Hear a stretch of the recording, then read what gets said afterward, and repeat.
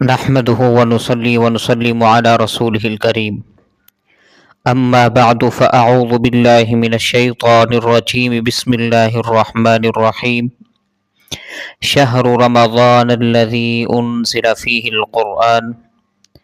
هدى للناس وبينات من الهدى والفرقان وقال تعالى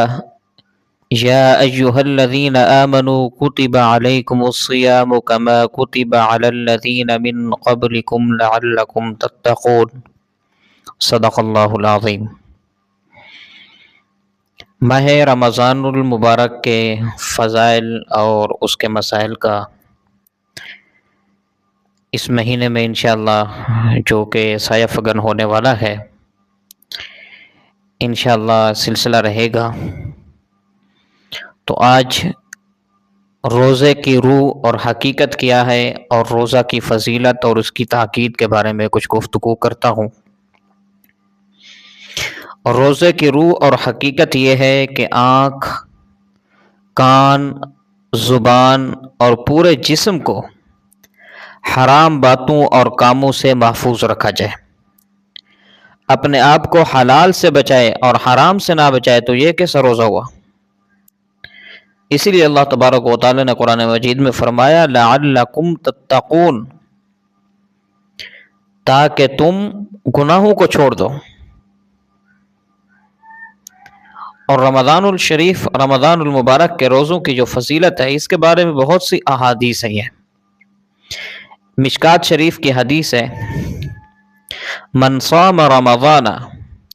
ایمانا واحتسابا غفر له ما تقدم من ذنبه، کہ جس نے رمضان المبارک کے روزے محض اللہ کے واسطے اور ثواب سمجھ کر رکھے، غفر له ما تقدم من ذنبی، تو اس کے سب گناہ بخش دیے جائیں گے۔ اسی طرح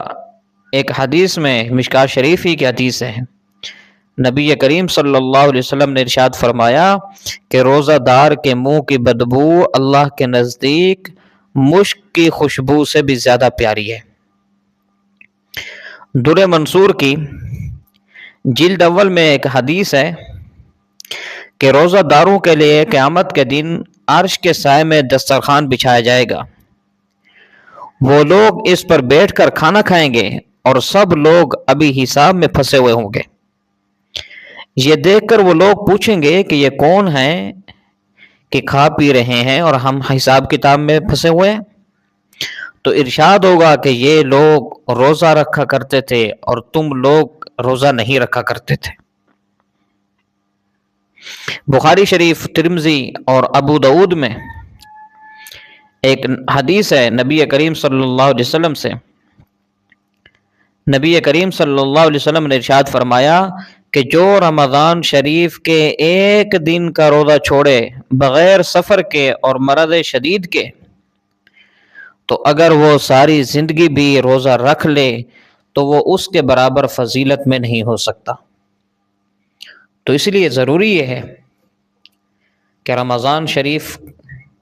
جو سایہ فگن ہونے والا ہے اس کے روزوں کا اہتمام کیا جائے